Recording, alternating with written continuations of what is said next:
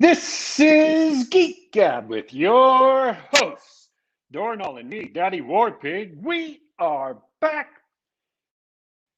Geek Gab for Saturday, August 28th, 2021. Dornall, how was your week? Bro, it's been a pretty good week. On and off.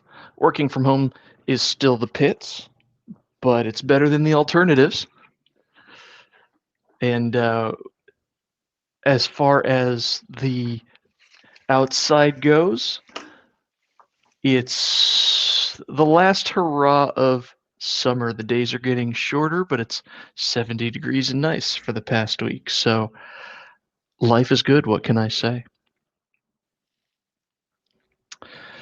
In Yeah. geek news, in geeky news, we've playtesting has resumed for super secret combat frame exceed project number 2, and so we're ramping up the excitement on that one. I hope to have more information for you guys uh, in the winter as that gets rolling.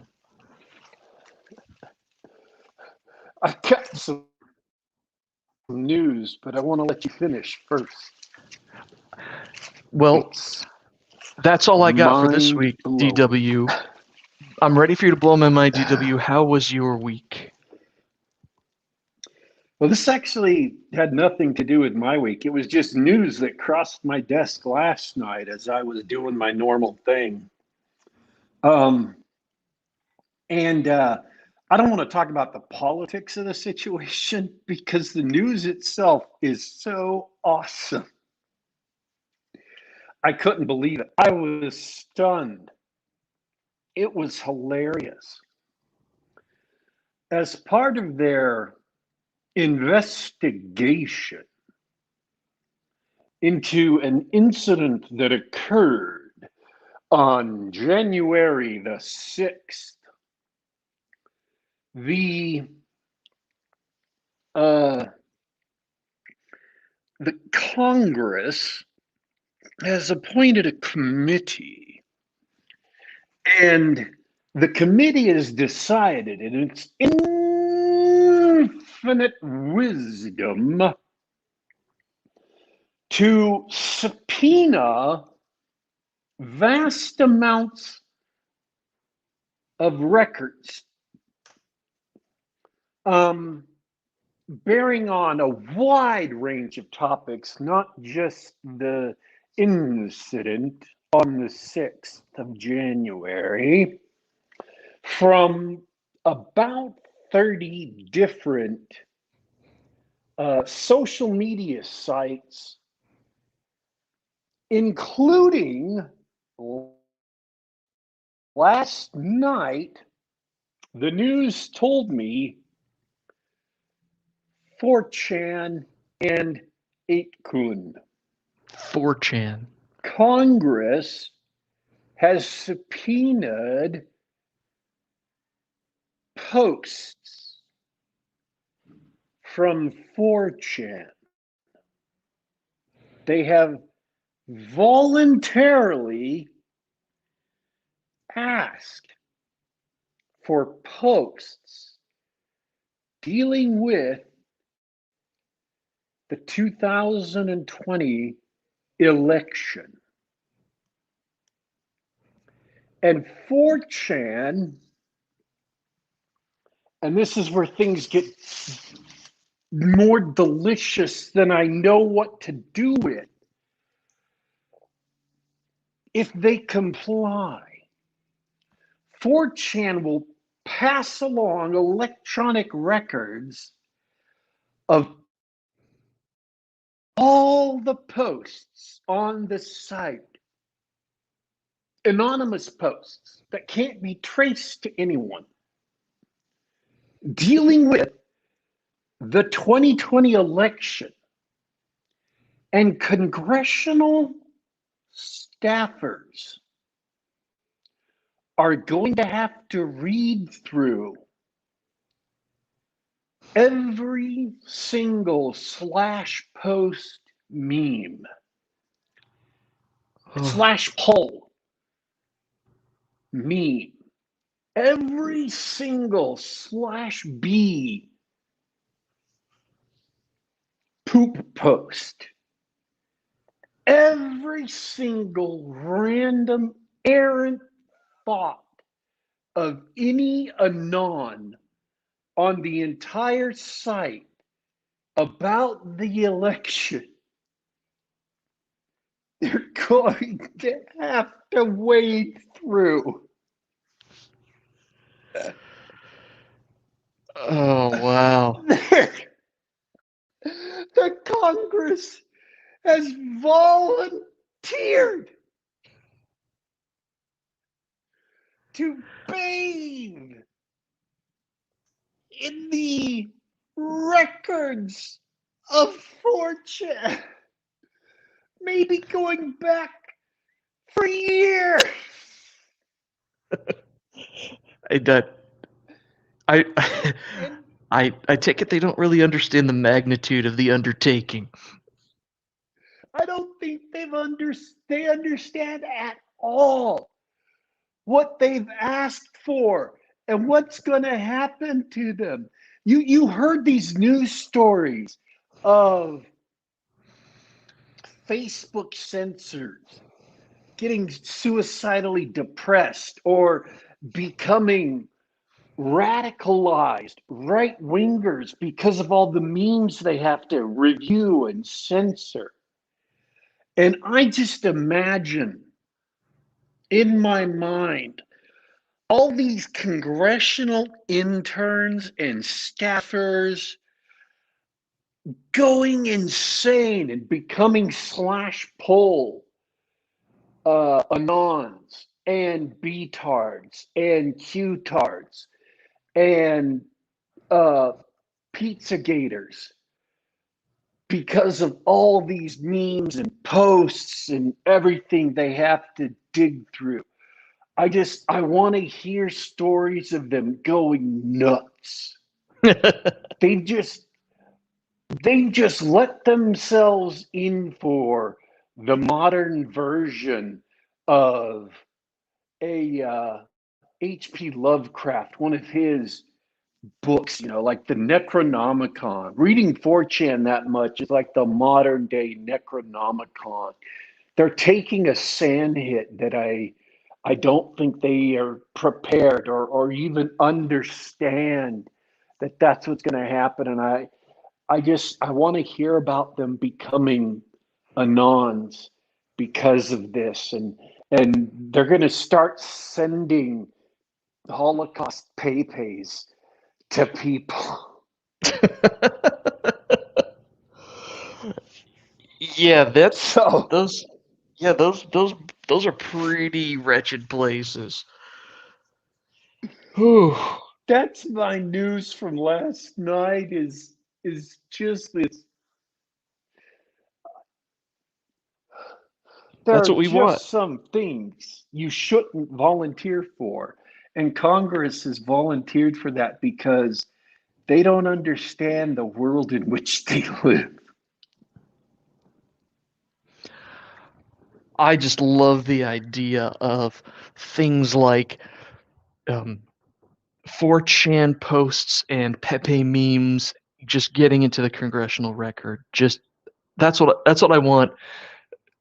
Generations later, people look back at history and I imagine some student of American history, like what was the United States like right before the fall, and the professor would be like, you know what, I you don't need to read that chapter. You can just skip the chapter on 4chan.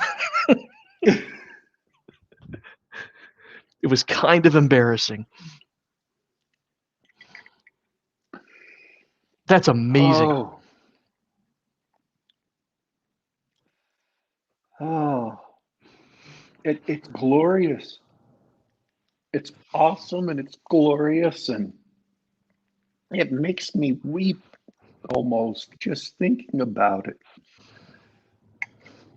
I'm like, I love it. And the people who to quote a bad movie I've never seen, I wanted to say, "Are you people knucking butts?" yeah, for all the people trying to dig in and try and figure out what's going on with this internet culture, they deserve everything they get. Yeah. And we deserve everything we get for making the internet real. And they think that they're, or they claim, they ostensibly claim, they're trying to get to the bottom of Russian hackers who hacked the election. Oh, they're still going with that line, huh?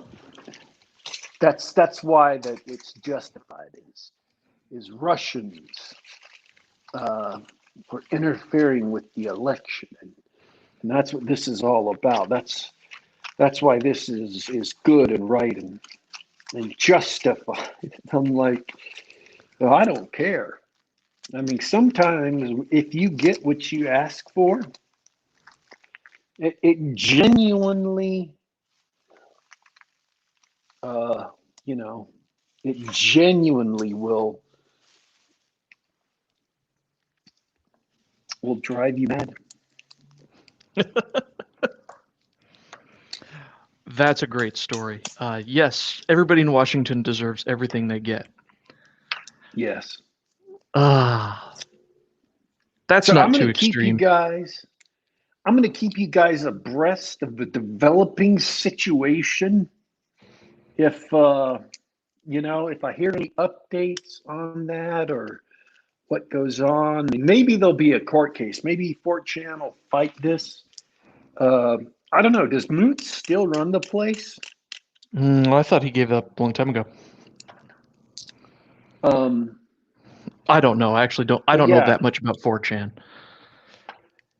I'm I'm gonna not. uh, I'm gonna keep you updated on this, and if anything especially hilarious happens on that front, I will deliver the hilarity to you, our audience, because I mean, really, what the hell? That's it. Mr. Pepe goes to Washington. That's it. That's what I'm going to label this segment of the show. That'll be in the show notes later. Hey, thanks for joining us, All Carlos. right. Quick shout out to the chat. Ardenon's here. Thanks, man. Bradford Walker. Hey, how's it going? Go read his blog, bradfordcwalker.blogspot.com. John Dacre makes DM. Hello, Rawl. Rawl wants to play RPGs, but real life keeps getting in the way. Stick with it, man. And as soon as you establish that one-to-one time, it won't matter who can show up. And Coyote Khan, welcome. It's good to see you guys here. But let's talk to our guest, shall we? Yeah. We got a guest. We got a great guest. Yeah. And according to my chat history, he hasn't been on since January. So welcome back to the show, Yakov Merkin. Thanks for having me. It's good to be back. Yeah, it's been a while. Yeah. I haven't had anything coming out in a while, so it's been a little quieter. But it is nice to be here again. Yeah, no, you were telling me before the show, and this is for anybody who hasn't listened to our Yakov shows before. You're a independent author who loves his science fiction, and you've got a space series, and you've also got what they call it, an isekai series. Yeah. Yeah, and so we were talking before the show, and things have been. He's also active duty military. Not anymore. I got out about a year ago, actually. Right before COVID hit. It was actually worked out pretty nice since I didn't get stuck on base for months. Oh yeah, right on time. No, my brother actually drafted right after it all started. He was his first 4 months. He was on he was 2 months straight on base, and that was an experience for him. That's awful. Yeah, and I spoke with someone else who was on in the military, and for overseas deployments, he has spent over the past year a total of something like 16 weeks in quarantine. Just my brother by those policies. He never got it, but he was near people who had it, so he got put on base quarantine for a total of 2 or 3 weeks over the last year. he didn't get his first full week off until he drafted in March. He got his first full week off in like July. So woof. Well, yeah.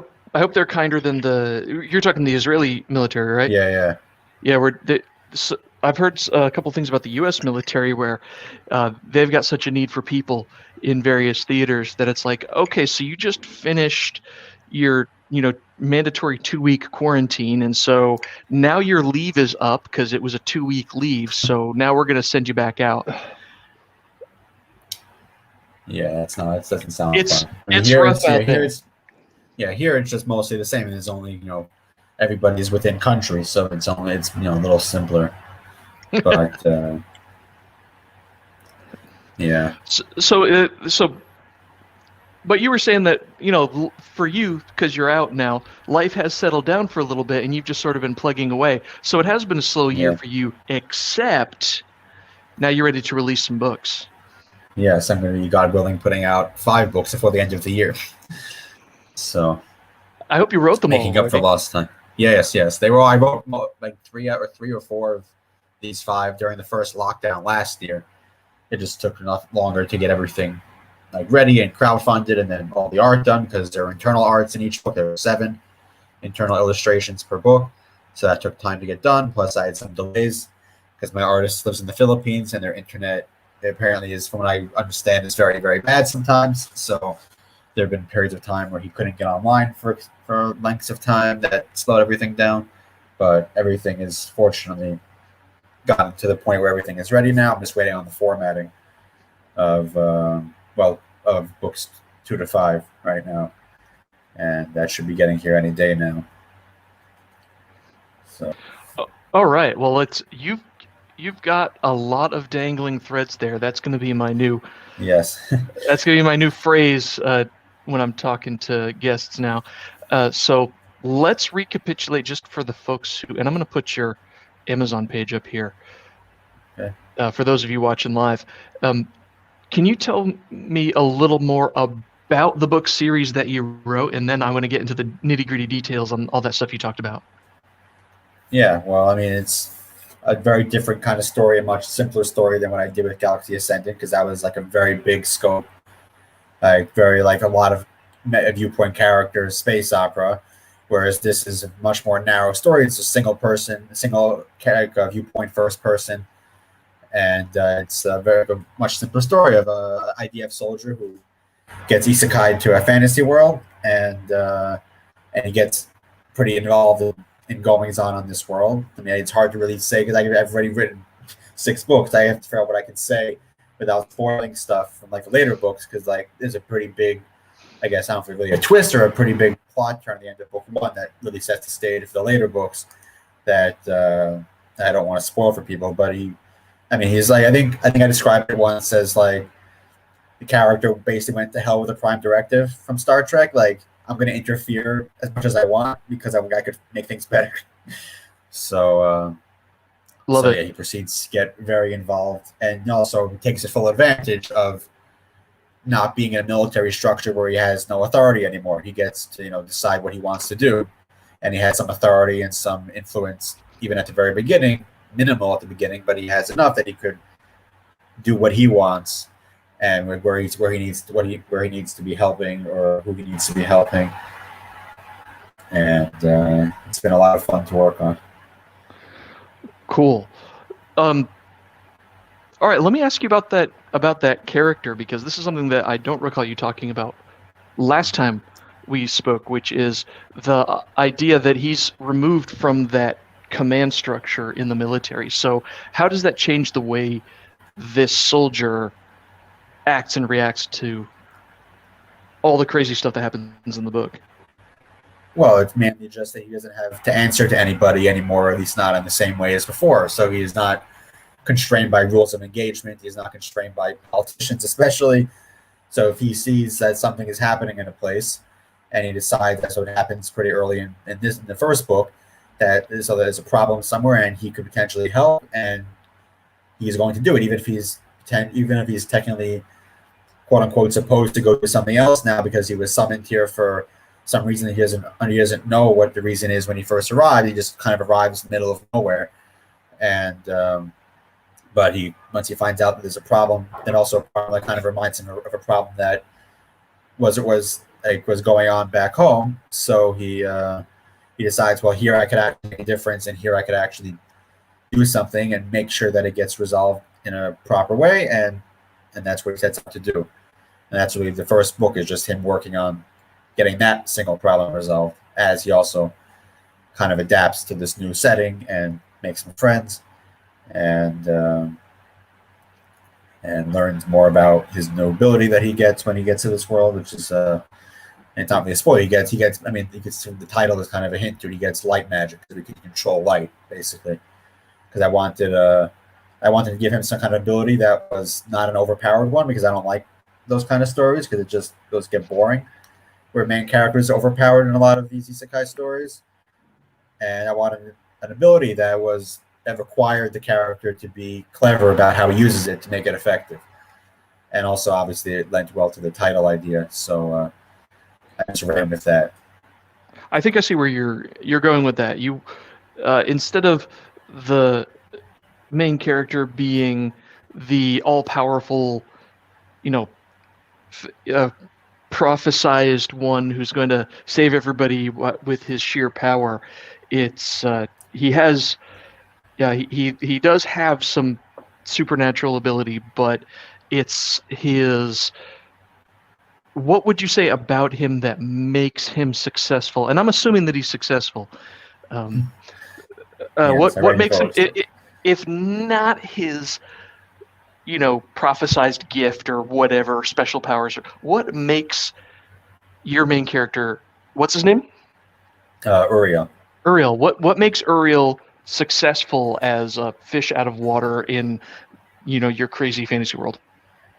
Well, part of it is just his personality, that he's like also the other departure, I guess, from a lot of, boilerplate isekai, is that I have a very proactive main character. A lot of those characters you see are very reactive to what they're being told to do or what they're supposed to do. So he's a much more proactive character, where he sees, I said, he sees a problem, he wants to resolve it and do it his way.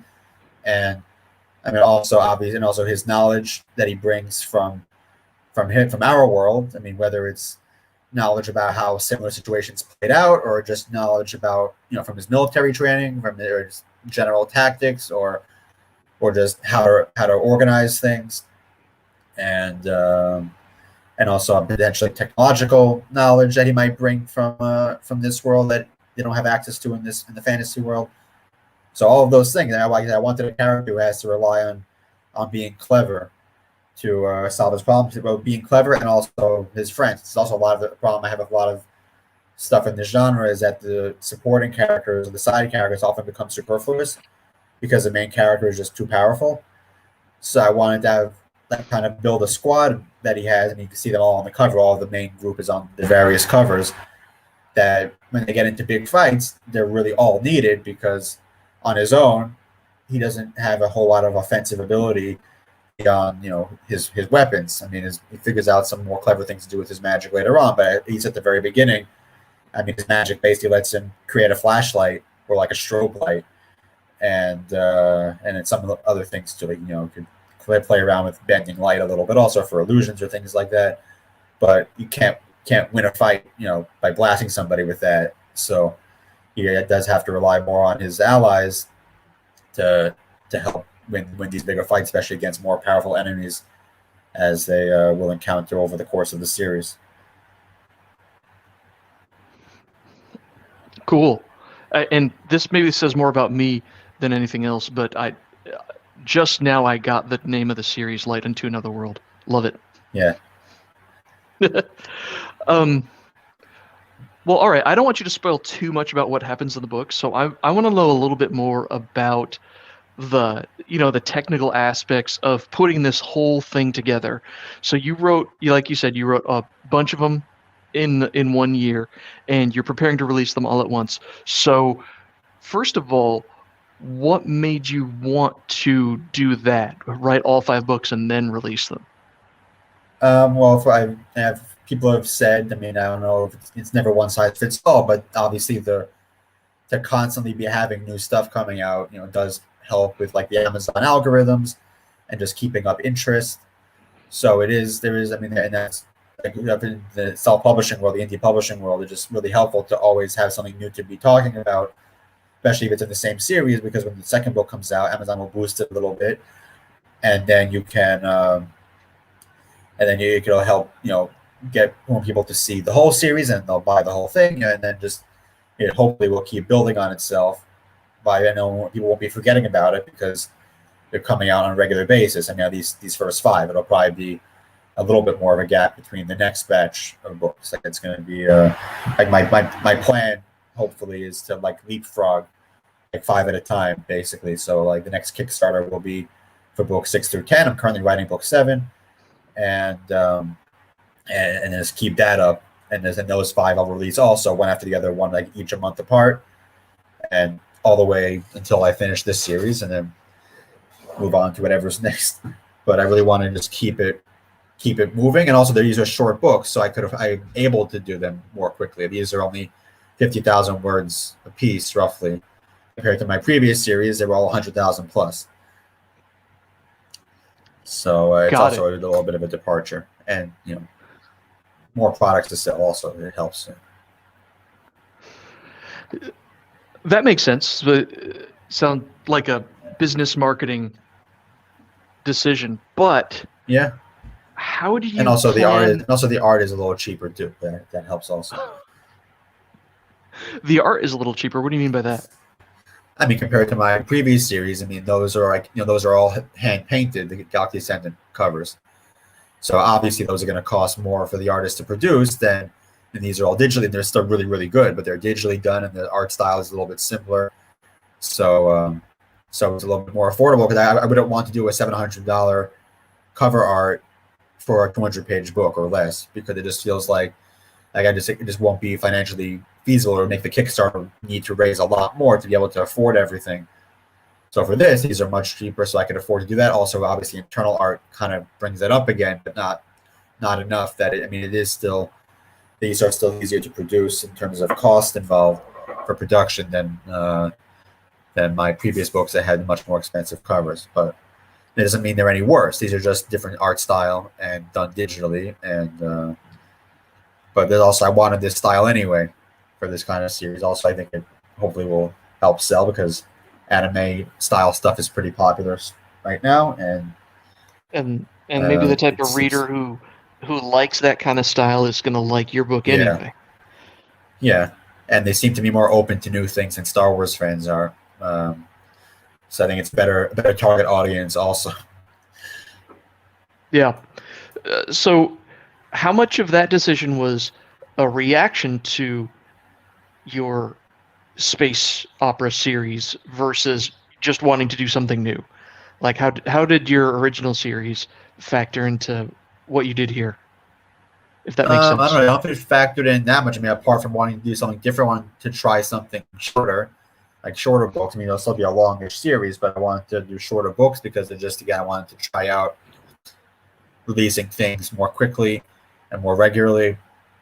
So that was another reason. Also, I mean, I felt like it could be a good idea to switch to do a different genre for this one, because, like I said, it's hard, and it does. I mean, I'm sure there is a way to market it better, but marketing space opera is a bit of a challenge, because the biggest potential fan base doesn't really want to read anything that's not their big brand, even if they hate the big brand.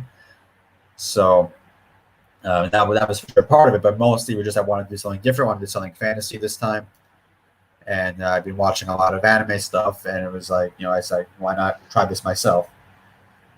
And that's how we got to where we are now. Heck yeah!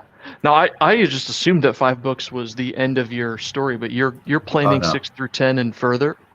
Yeah, I don't have an exact number yet. It's probably gonna edge around 20 if I just based on what I know needs to happen, like in a general sense, and how many books. The books are short. I mean, word count wise, it probably will come out about the same, or maybe a little bit longer than my previous series. But each book is half the length, or less even in some cases, like 1/3 the length. I think of a couple of them. So word count wise, it won't be that much longer. It'll just be more books, which obviously also means more products to sell. So that also is potentially another reason to do short books, because you could you have more books out there. I mean, it doesn't. It just, obviously, it costs more for the art because you have to put art for each book. But beyond that, there is just more out there, and you can reach the magic 20 books mark, or something we'll talk about a little faster too. But mostly, I just wanted to do something a little bit lighter, but something simpler also. Like I said, it's really only have the one viewpoint character in this series, so that's also a departure from what I did before. My previous series I had as many as, I think the maximum I topped out at was 9 in one book, although more often it was like around 7 or 8 for most of the books. So I wanted something a little simpler, just to like recharge. I'm going to go back to that sort of thing at some point eventually, but it is good to kind of let that part of my brain, take time off, recharge, and then get back into that. I guess once the series is done, or I don't know, I have too many products I want to do, and not enough time or money to do them right now. So I've heard that problem before. Yep. Yeah. So how do you plan it all out? I'm curious about your writing. Your writing process. Do you have the whole thing heavily outlined?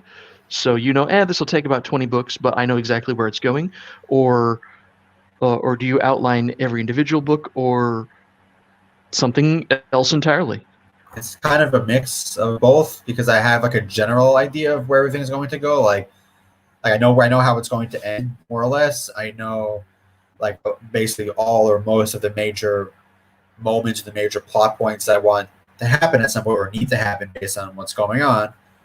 But I've only outlined, I only outline up to a few books ahead. Like I outlined the first 5 more or less at the same time, and then I outlined the next 5. But because I think I realized I really can't outline more than 4 to 5 books ahead, because if I change anything, even something small along the way, then it would look down the line and just get more repercussions of having to revise my outline. So it's too hard to, that's just too far away to be able to really outline effectively, at least for me. So I limit it to like roughly 4 or 5 books ahead of where I am now. Like I said, I have books up to book 10 outlined right now, and I think once I finish writing book 7 or book 8, I'll probably start outlining books 11 through 15. I'll be close enough to where I've already outlined everything that I could then safely start outlining and not have to change much once I actually get to writing those.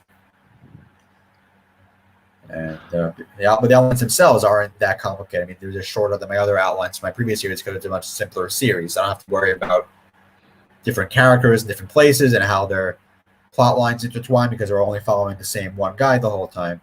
So it makes it a lot easier in terms of managing everything, because it all revolves around him in terms of what we're seeing. So that also makes the outlines easier to do this time.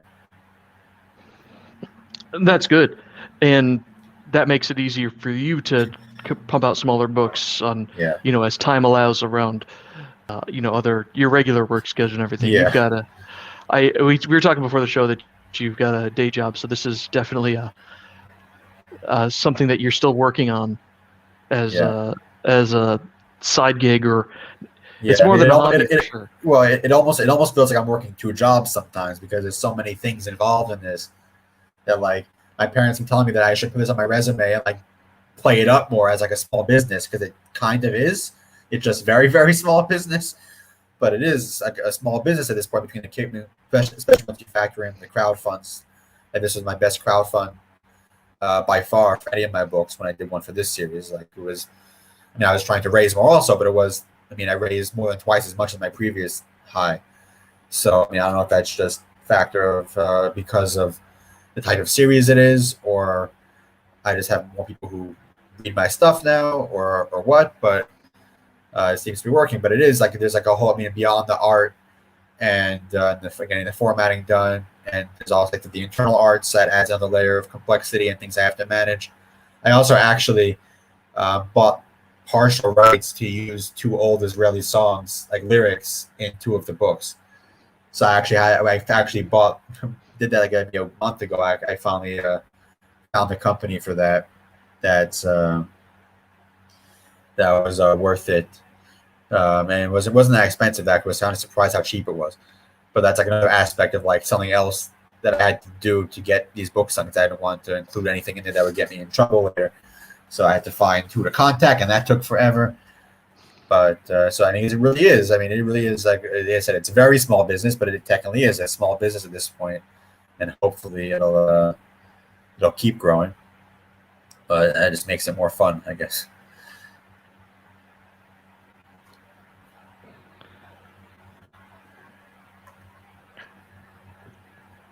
I got distracted there for a second. Apparently, I'm Yeah. showing you YouTube my my Amazon cart.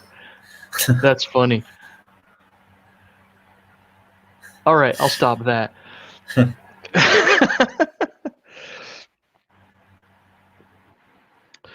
The other thing I really wanted to get into was you mentioned a couple of times your Illustrator. Now we talked about your guy last time in January, the guy in the Philippines who did your covers. But apparently you've done a lot of interior art illustration. Yes, and those and are that's all on my. Yeah, I don't want to bring any of them up. They're all like I have an Instagram page that I have a lot of them. All the non-spoilery ones I think are up there now. I don't know if there's an easier place to look at them, or my website has a few, I think, but I think that I haven't updated my website in a while. I'm pretty bad with that. But yeah, internal art, I wanted because I mean it's something that comes with the light novel territory. In most cases, is internal art, and again, because the art is cheaper to produce, I'm able to afford to have as many. I had afford to have a bunch, and then I was able to add a few more per book because the Kickstarter hit like 3 stretch goals to add additional artwork for each book. So yeah, the same guy did the internals as the covers, and I'm really happy with his art. I mean, it's like I don't think I could have found somebody who could do a better job for what I want, especially not at the rates he charges. Like it's like I don't think I could find anybody else. I'm really glad that we're working together well. He really seems to enjoy the work too, not just because it's work, but also because he seems to be interested in the series, and he gives really good input on his own. Like he doesn't robotically just try and draw what I describe in little couple sentences. He actually will think about it and go suggest stuff sometimes. For a few of the artworks, I don't know if there are any in book 1. I think there is one in book 1. But he actually came up with the idea of making it a multi-panel art, almost like a manga page instead of just a single artwork, because some scenes that are more dynamic kind of require. You see one of them right there. That's a 2-panel illustration. So that was his idea to do. Is we have a whole bunch of those. I don't know how many exactly, but we have I think at least 1 or 2 per book that come out that way. So yeah, he's really fun. Also, I'm working with him now actually on another project that's very, very early. Actually a manga project that I'm going to try and start working on more heavily next year. But I want to get a lot of the concept art done for that. And he was I was describing a flight suit that I want some of the characters to be wearing, and he came back with a whole page of notes about each part of the suit and what does what is here and there, and it's just a really much more he put more thought into that than I put into it. So it's really fun to work with him, and I really want to keep working with him for a long time. As long as I have need for art in this style, I'm probably going to stick with the same guy.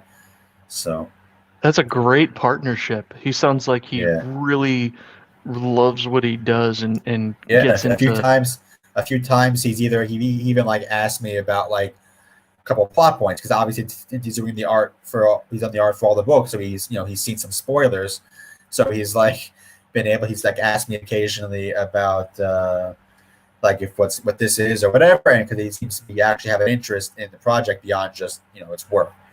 So yeah, that's cool. You can check that out. I don't have Instagram, so I'll have to. I'll put that link in the show notes. Okay, yeah.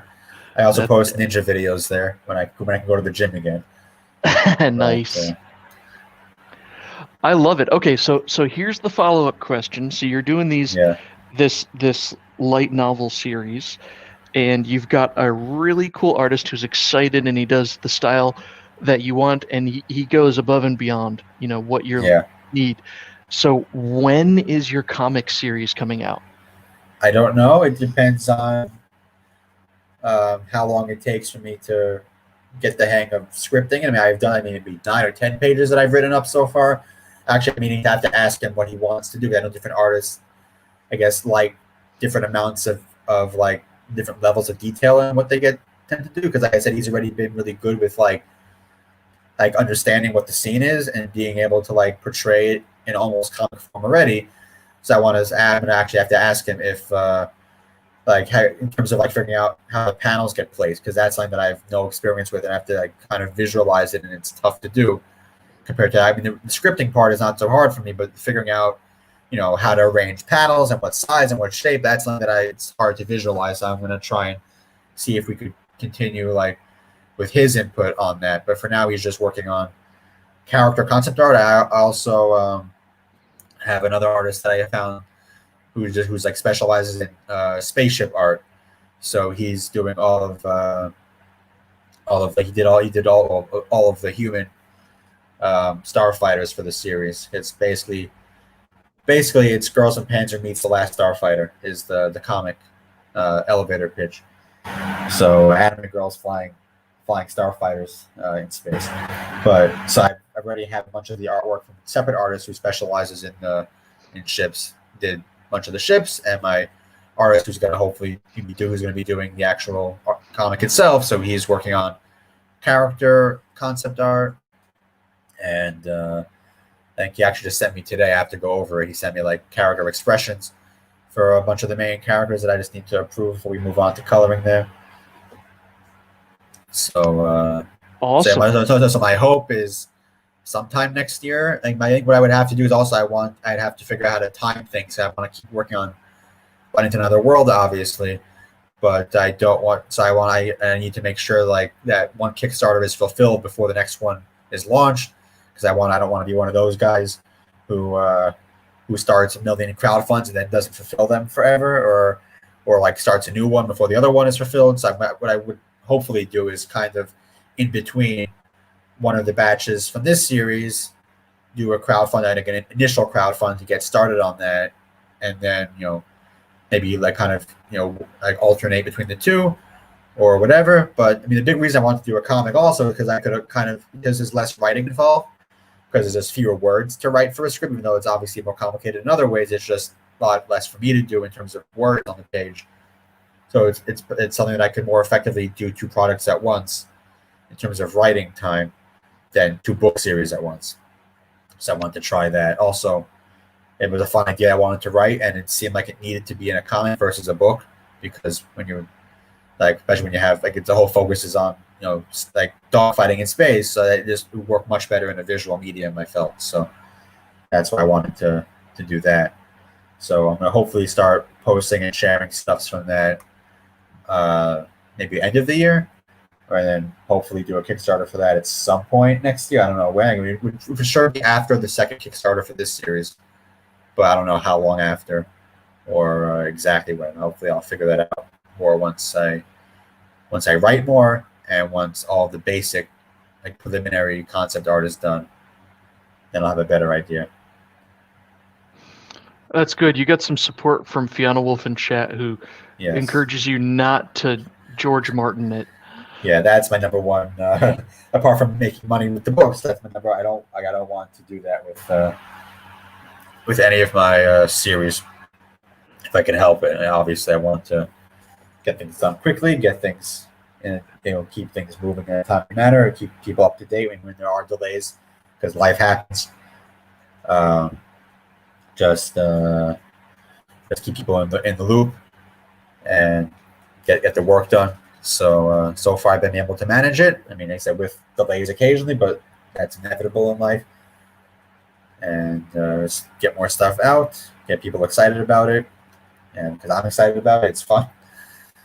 And there's a very different kind of series that I did before. So I really also, I guess, it's really been a fun, I guess, not really a detox, but a fun thing to do after like the much more complex series, to just do something a little bit lighter, a little bit simpler, and in a different style completely. So at my first person, I think anything that I've read, I might have written a short story at some point that I don't think I published anywhere in first person. I don't think I've ever written anything long in first person ever, so this is a new thing for me also, and it was more fun than I expected. Oh yeah, which style do you like better? I think in most cases I do tend to prefer third person. But I mean, some stories like this story, I realized at the beginning when I first started planning it that this really demanded first person, both because of, I mean, it's common in light novels in general, but also because of how much I wanted to be able to convey the proper info I wanted to convey with this character. First person was much better for that than third, where it's much more easy to fall into info dumps and things like that. This with first person, for me, it's easier to convey more information in like a natural way when you have that close first person perspective. Plus, I wanted to keep it simple. And if I'm first person, then it forces me to keep it simple and not have, all these diverging viewpoints all over the place. So there's also this it's almost like a restraint on me that I can't let it get out of hand. So that was part of it too. Love it. So you're probably going to stick with that sort of thing, at least in the near future, between your comics and finishing out this series. Well, comic is different altogether, but yeah, for this series, obviously going to stay first person. I mean, I'm going to do more third person eventually once I go back to my Yakovs universe or other, if I do more, classic epic fantasy. It's again at some point. I mean, that'll be, also third person with more viewpoints. But I do like being able to have like some series that are like this and some that are like that, because it also it's nice to alternate between different types of projects. And I also have a separate series I'm doing like on Patreon. I have a mecha serial that I've been running the last thing since 2 months ago. I started that, so like 7,000 to 10,000 word installments every month, and that's third person, but it's only one viewpoint at least right now. I'm probably going to keep it that way, but so I'm kind of working on 3 projects at once, but 2 of them are kind of smaller projects for now, so I can manage it with everything else that I'm doing. Well, I mean, you really stuck the landing with the space opera, so I'm looking forward to see what comes out when you juggle all these little projects at once. Yeah, so far it's working. I just need to, like I said before the show, I have to just get better at managing my time between all of this and the day job and everything to be able to be more efficient and getting things done on time. We've talked to. I want to go back. Still stick with the art for a second. We've talked to comic creators who say that the turnaround time on art, at least good art, is so long that I got the impression, I don't know if it was said, but I got the impression that you have all the time in the world to write, that you can have, dozens of scripts ready to go and you're just waiting on art for months and months and months. Is that your experience so far with the interior artwork on this project? Yeah, to a degree. I mean, the biggest delays really were just when you had major internet problems for a while, and you just couldn't get in touch with me. So that's really the reason it took as long as it did. I mean, the actual work itself, he does. I mean, when he didn't have any issues with internet or connectivity, or whatever, he was able to get stuff done. I mean, reasonably quick. I don't know what the standard is to really judge it by, but it felt pretty quick in terms of the turnaround time from when we start to then do the sketch, and then. With and finalizing the sketch, like inking it, and then moving on to the full color at the end. For the internals, there was no full color, obviously, so those were obviously one step less. I mean, the color I think took the longest, like for the covers. Like that was probably the longest, piece on its own, because it's obviously a little more complicated to get done, I guess. But it hasn't really, again, apart from those out of our control delays, it really hasn't taken longer than I expected, maybe a little bit. But for the comic, that's part of the reason why I want to, like, before I get any sequential art for that started, I want to be able to have at least like a good chunk of script ready for him to look at, so he could also get a sense of how the pacing will be, whatever, so that just. And also, if I get a lot done at once, then I can just wait for the art, and I can, take a little more leisurely time working on more scripts because I'll have time to spare. Love it. Speaking of which, speaking of having good artists who share your vision, Ardenon Studios hanging out in chat. He suggests don't use rivet men for art. The art should contain what it needs and no more. Don't draw every leaf on every tree. Yeah. I mean, I don't know. Your style, the style that you're looking for, the anime style, is with a few exceptions, not that kind of detail. So I don't imagine you even have that problem. Yeah, and like I mean, like he's my artist seems to have a good sense of what needs to be seen, and in terms of the background, now obviously some backgrounds are more complicated than others, depending on the scene being portrayed. But I mean, a lot of them don't require that much, and obviously the style lends to a little bit more of a simple designs, at least in some respects. So I think it definitely helps with that. And obviously that's also part of the reason why I wanted to get character and ship concept art for the comic done well in advance, because this makes it easier for the artist to have all of that to reference on hand.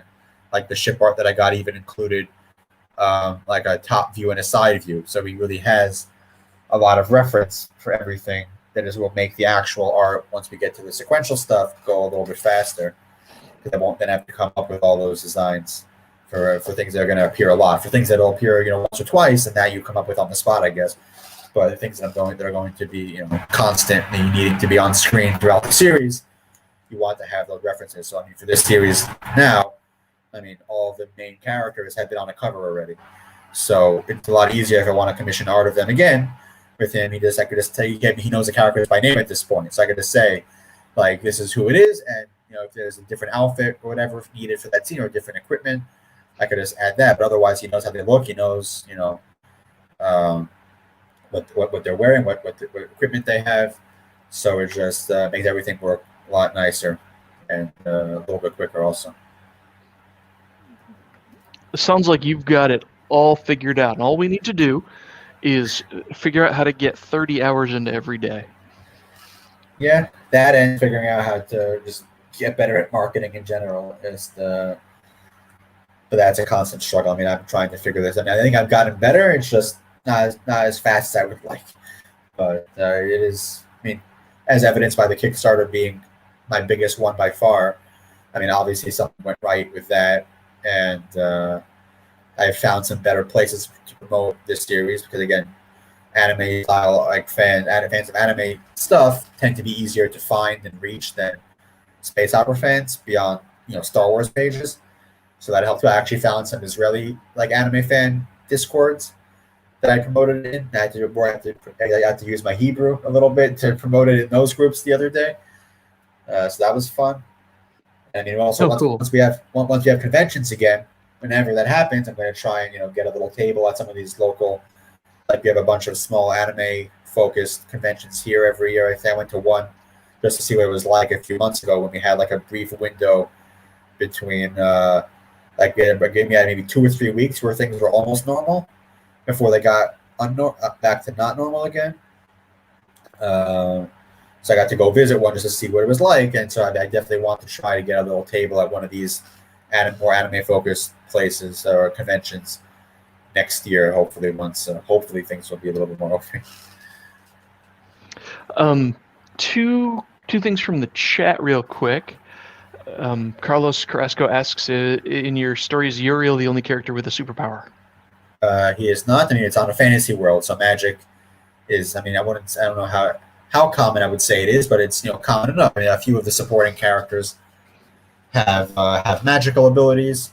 One of the supporting characters doesn't strictly have magic, but he has other. I mean, the guy who has my avatar right now, he doesn't have magic per se, but he has. He's not human, so he has some other abilities that I guess can be considered supernatural or superpower. But I mean, not in the I guess superhero sense of the word. It's all like each character has their own abilities, whether it's magical or otherwise, that contributes to the whole team basically.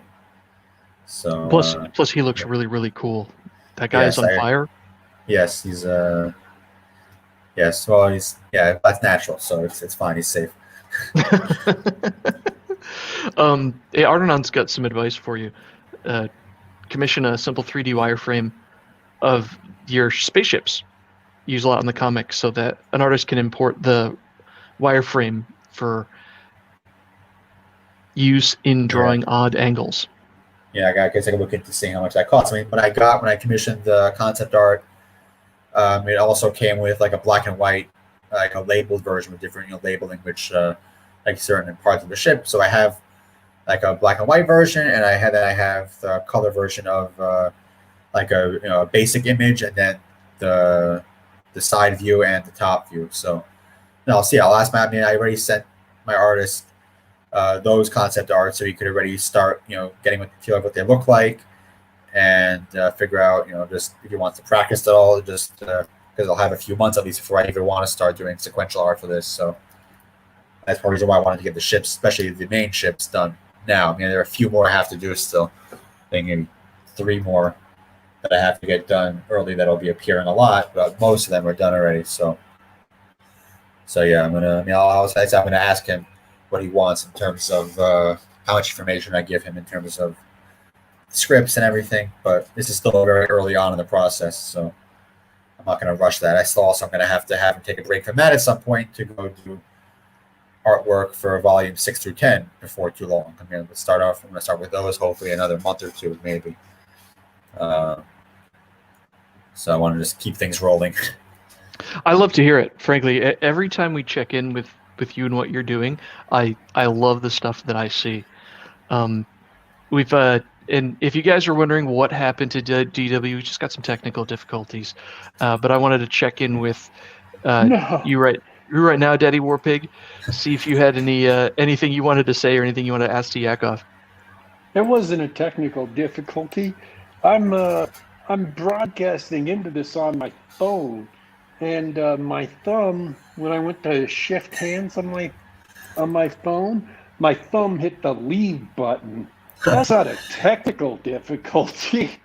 That's a human error, I guess. Yeah. Yeah, that's operator error. Operator error, or the old PEBCAC error code. Yeah. So, the technical details are working fine. I just want to reassure everyone. The computer is computing quite excellently.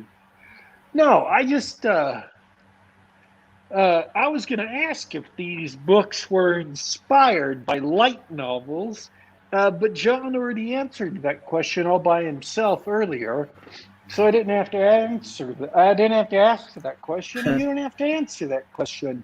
But for the benefit of those in the audience who may not know, do you want to tell people what a light novel is? As best I understand it, it's like short. They're not always short from what I've heard, but they're often short novels. They was more popular, I guess, not right now, or at least probably in Japan. That's where the term mostly applies to, anime style light novels, but I don't know if it strictly has to be that, so they tend to be short, but not always, and they usually have internal illustrations inside. And the number obviously varies, but as far as I know, that's really it, I think. I don't know. I haven't really read that many of them, so I don't really have like a huge experience with reading light novels before I started to write them. But I've written longer stuff, so I think it was a little easier to translate down, or scale down to this for Light Into Another World. I think you're being modest, Yakov. Are we underselling just how? It's a light novel called Light Unto Another World about a guy whose power is bringing light. And his name means God's light, or something to that effect in Hebrew. Because that's how it translates to English. Oh my goodness, that's right. Yeah. Oh wow. Maybe I'm just slow. I think that's clever. Yeah, that's why the title came as easily as it did too. Part of the reason why. Also, it comes from the phrase "light to the nations." Like that's like a thing in Judaism. Also, that is like a phrase that's well known.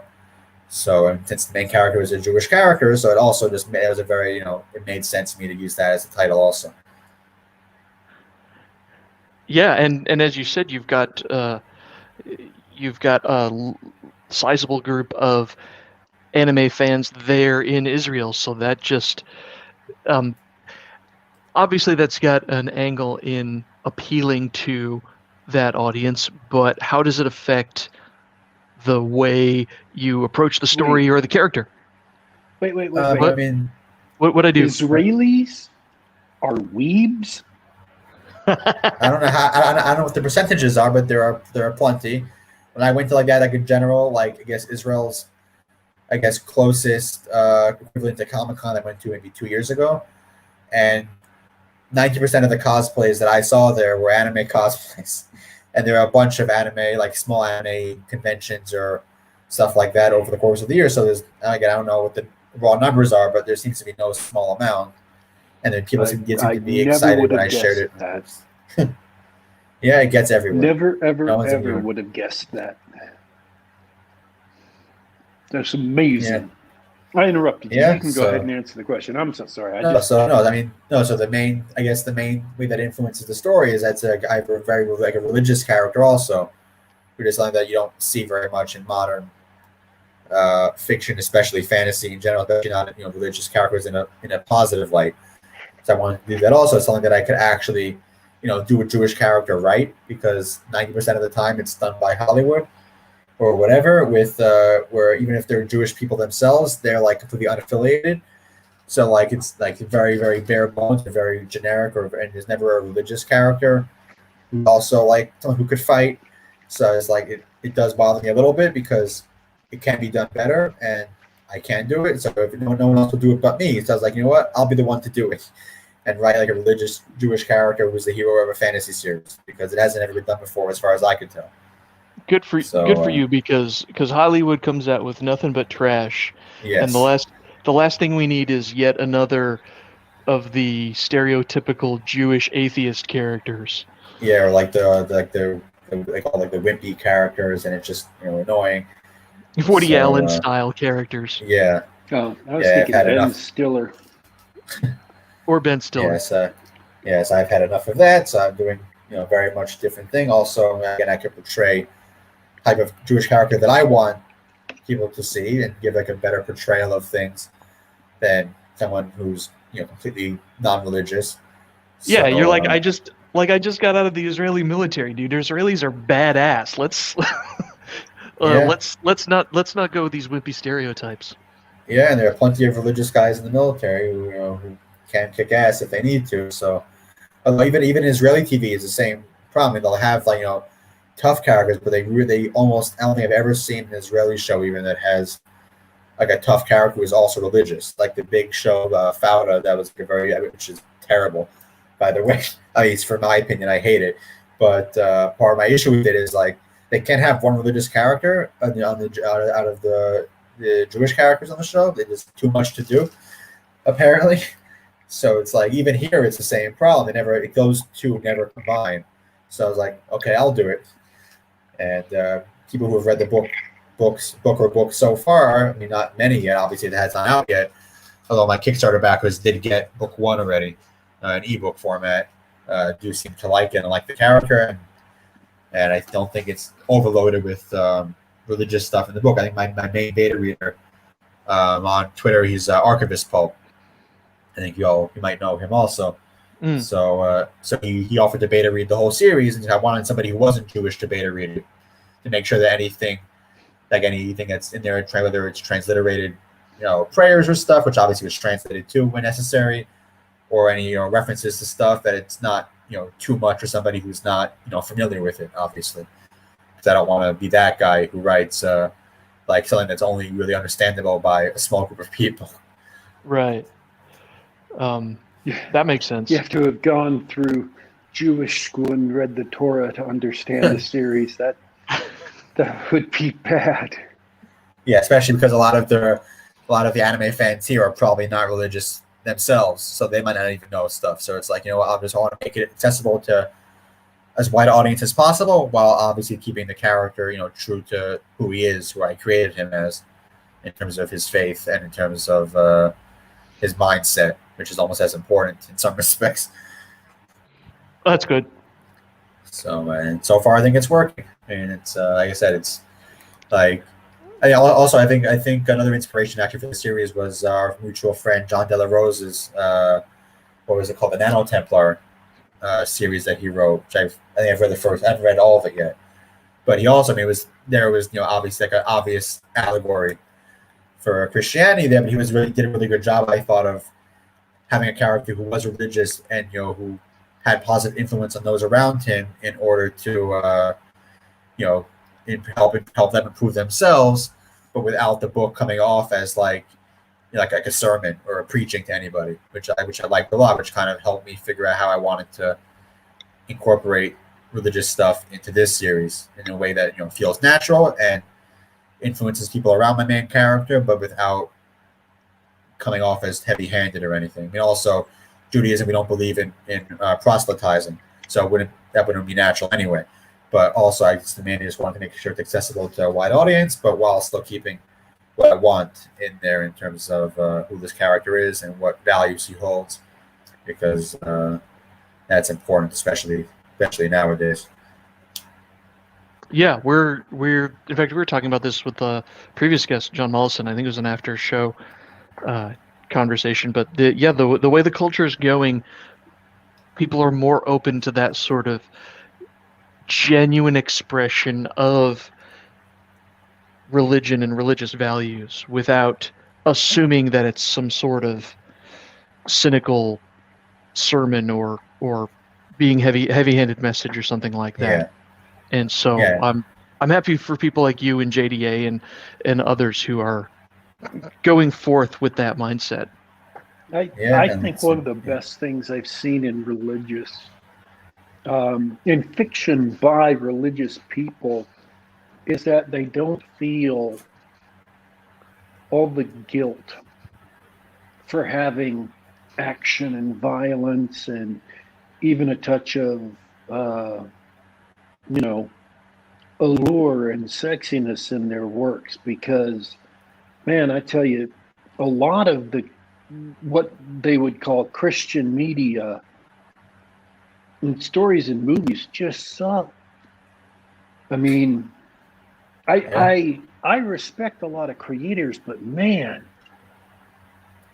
good people, decent people, honest people need to realize that if you're a good, decent, and honest person, you're going to be making good stuff. And you don't need to feel guilty if your story has violence in it. You don't need to feel guilty if you have bad guys that are actually really bad guys and do bad things. And I point to Nick Cole's books as a great example of that. And you don't need to feel guilty if you have a man who desires a woman, or if you have a woman who's an alluring femme fatale. And I point to John Wright's Chamber of Memory as an example of that,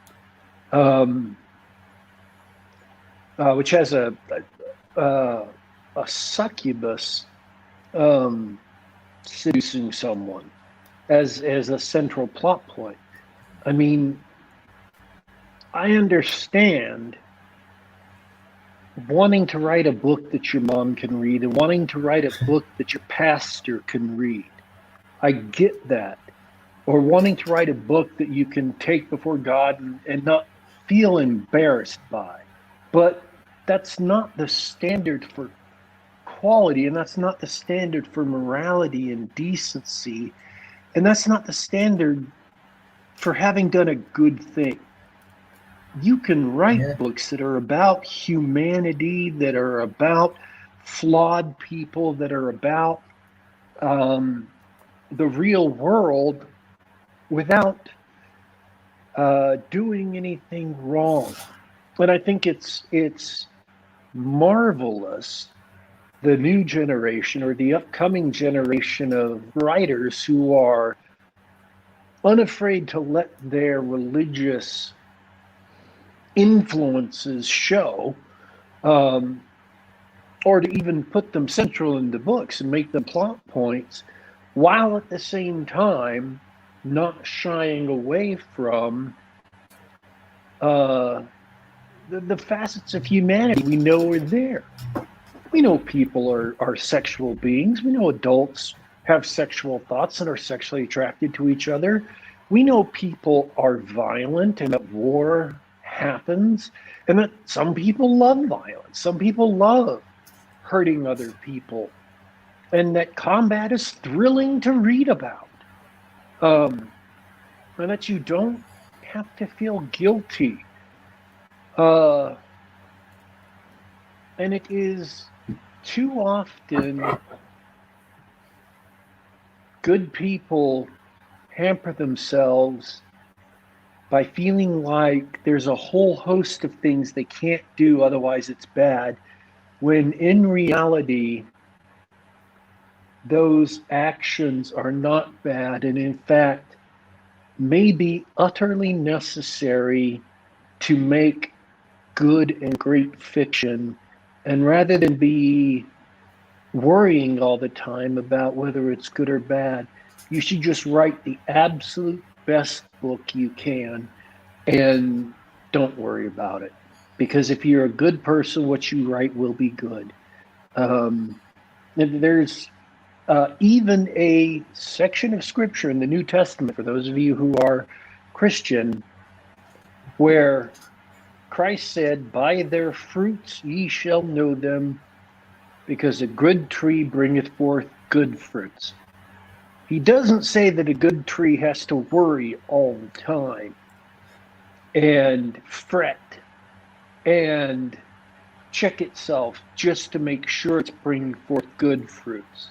No, a good tree will bring forth good fruits. And if you're a good person, you will bring forth good fruits. That is, the stuff you produce will be morally good because you're a good person. So don't worry about it. Write the absolute highest quality stories you can write. Write the most gripping, the most thrilling, the most touching, the most horrifying, the most thrilling stories you can. And if pieces about how your hero is struggling with their own demons or struggling with their own sins fall in there, then don't worry about it. You see the world in the way that a good person will if you're a good person, and you will write good stories. It'll just happen, because that's what happens with good writers. With people who are morally uplifted themselves, they write morally uplifting tales. Because if you're a good person, you're not going to write a tale about nihilism, about how the world is worthless and how morality is pointless and how marriage is just a trap and how children are burdens and who you're better off without, and how, whatever. You don't believe those things. You're not going to write stories that teach those things. And so I think the reduction in guilt, of feeling guilty about what you write, is a marvelous thing to see. And I think the fiction being produced by the people who have gotten beyond that guilt, and also the music and art, painting, sculpture, whatever, movies, TV shows and stuff, will only continue to improve in quality, because it's freeing people up to make truly compelling fiction. And there's still a place for the earlier stuff. There's still a place for people who want to make that kind of stuff. That's fine. But man, there's a great need for diehard movies that were written by people who aren't afraid to have John McClane,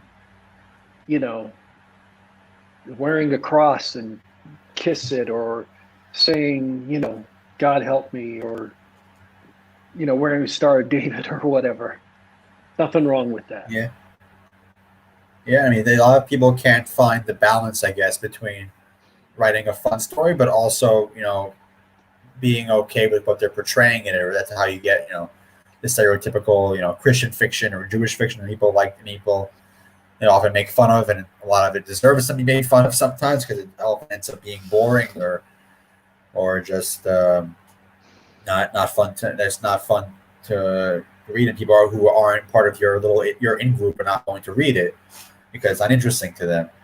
So you need to be able to find the balance between, like keeping it. You can still keep things reasonably, I guess, for lack of a better term, appropriate, while still having the adventure and the fun and romance, whatever, in the book. And I have no problem with my parents reading my books, even though like I push things a little bit, maybe sometimes in some respects. But like, I know what I want to read, so I can write what I like, what I know I would like, and then hopefully other people will agree with that once they pick it up.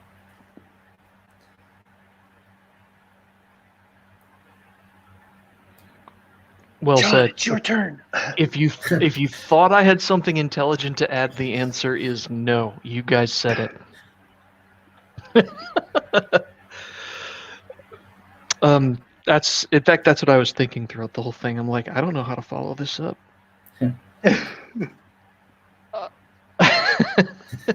In all seriousness, I think that's a great place to wrap up. Unless Eddie Warpig has any other questions. No. The light novel thing was my one question. And Yakov, what else do you want to say before we sign off? I don't know if there's really too much else apart from be sure to pick up Volume 1, which comes out on 31st is Tuesday, I think. Yes, Tuesday. And Volumes 1 through 5 are all available for pre-order, so you could get all 5 of these pre-order them already, and they'll be coming out every month, basically. So I guess the next one will be September 30th, and then November, December. So the last one comes out literally the last day of the year. So I get to claim that I put out 5 books this year, right under the wire. So so just be sure to if you haven't. A lot of people already who might be here might have already either pre-ordered or might have. Back to Kickstarter, because it was my biggest Kickstarter by far. But anybody watching who hasn't yet, they're all available on Amazon. And also, if you want to check out my Mecha serial, that's on my Patreon. And also Subscribestar for anybody who doesn't want to support Patreon, that's an option too. And for any support tier, will get access to that. So like on Patreon, the lowest is $2.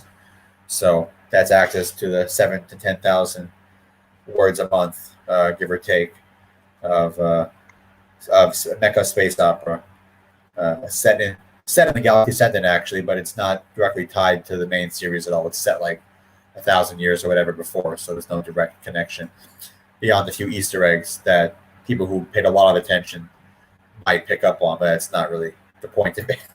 That's just there for fun. Well, you'll have to get me the link. What's the link to the Patreon anyway? I could just I can paste it in the chat, right? Yeah. I'll make sure it's in the show notes. Yeah. You can just patreon.com/Yakov Merkin, I think, but I'll paste it in the chat so we could. Okay. I put it in the StreamYard chat, and got it. Yeah. I'll share that. That's correct. Yeah, the art. The art for that was also, you might have seen it on my Instagram when you scroll through before. There were a couple mecha arts on there. One of them is not introduced in the series yet. The other one is. So I did get art for that done also because I wanted to have something to promote it with. So yes, that was fun also. Perfect. So yeah, be sure to check that out. I'm going to wrap up by saying thank you for coming on. It was awesome to talk to you. Like I said before, I love seeing every time you come on, we see some great progress, and I love all the stuff that you're working on. So, and I wish you the best of luck in managing all the different projects you've got spinning on your plates right now. Yeah, thank you. Big shout out to chat. You had a lot of fans here. They're awesome as usual. Yeah, make sure to review the books once they come out. You can't do it before they release, but the day book 1 comes out, you could post a review of it, and that'll obviously be very helpful. Please do, yeah. If you get those pre-orders, review the book as soon as possible.